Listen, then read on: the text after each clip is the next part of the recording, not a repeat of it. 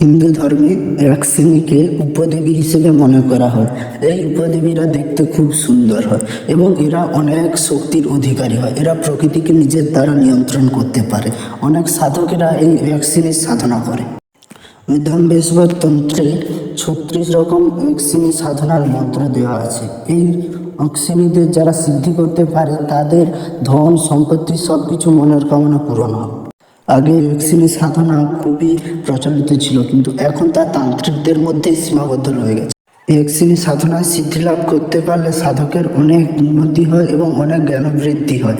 এই এক শ্রেণী সাধনা করলে অনেকে আবার অনেক রকমই শক্তিও প্রাপ্ত করে। অনেক সময় ধরে এক শ্রেণী সাধনা করলে সাধকদের এক শ্রেণীরা তাদের বশে করে নেয় এবং তাদেরকে দিয়ে সমস্ত কাজ করায় নিজেদের। বন্ধুরা, ভিডিওটি ভালো লাগলে একটি লাইক করবেন, চ্যানেলে নতুন হলে সাবস্ক্রাইব করবেন।